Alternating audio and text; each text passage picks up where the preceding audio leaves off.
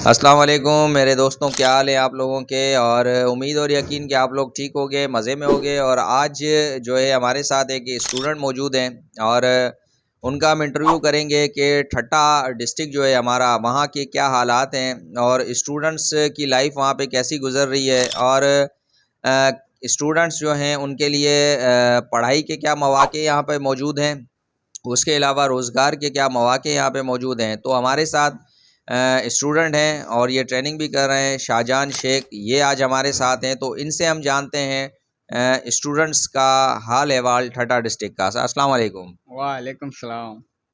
शाहजहान, आप हमें बताएं कि जो है ठट्टा में जो नौजवान हैं उनकी तालीम के हवाले से क्या है, कौन से अच्छे कॉलेजेस हैं यहाँ पे, कौन सी अच्छी यूनिवर्सिटीज़ हैं ठट्टा डिस्ट्रिक्ट में, या तालीम जो है स्टूडेंट्स कैसे हासिल करते हैं। सर, पहली बात ये तो यहाँ पे जो तालीम है वो तो कुछ खास नहीं है। ना ही स्कूल है अच्छे, ना ही यूनिवर्सिटी है, लेकिन बंद पड़ा हुआ है। खाली पेपर देते हैं, फिर पेपर देते हैं, कोई नॉलेज नहीं होती। तो स्टूडेंट अपनी मेहनत खुद करते हैं, कभी गूगल पे सर्च करते हैं, कभी किसे। तो मेरे ख्याल से तो स्कूल एक होना चाहिए। अच्छा, ये जो अभी कैंपस बना है यहाँ पे हमारा, जो ये मकली का डिग्री कॉलेज है, यहाँ पे जो कैंपस बना है और सिंध यूनिवर्सिटी का गालिबन ये कैंपस है, तो यहाँ पे स्टूडेंट्स आते हैं, यहाँ पे कैसी पढ़ाई है। सर बस पढ़ाई तो चल रही है, लेकिन कुछ खास नहीं है। अच्छा अच्छा, और दूसरा जो अभी यहाँ पे लम्स का जो है इंस्टीट्यूट खोला गया है, उसके हवाले से कुछ बताएं, वहाँ पे कैसे स्टूडेंट है, तालीम का क्या मयार है वहाँ पे।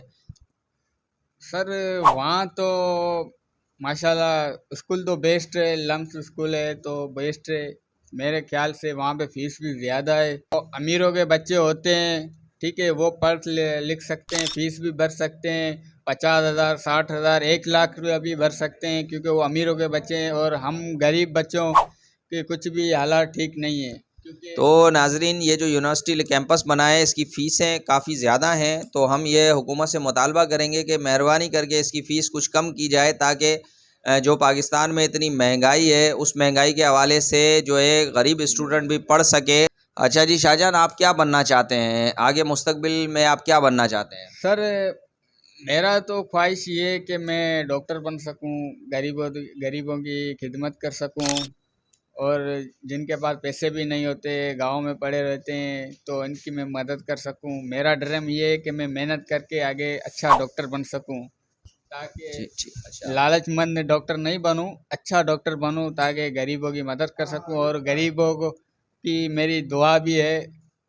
तो जी, ये डॉक्टर बनना चाहते हैं, लेकिन जो यहाँ पे फ़ीस के हवाले से कैंपस में जो है वो ज़्यादा ली जा रही है, और कॉलेज के हवाले से भी ये है कि कॉलेज अच्छा चल रहा है, लेकिन ये है कि उस मयार की तालीम नहीं है स्टूडेंट्स को।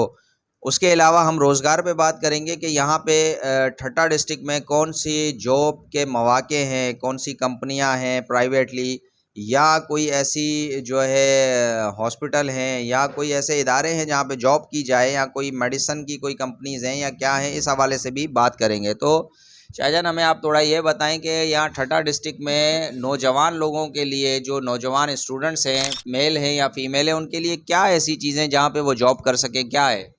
सर ऐसा यहाँ पे ठट्टे में कुछ भी नहीं है। जॉब्स आती हैं, बिक जाती हैं, क्योंकि गरीबों की नहीं मिलती। तो हमने बहुत ट्राई की है, सीवियाँ वगैरह बहुत कुछ दिया है, लेकिन हमारा कुछ भी नहीं हुआ।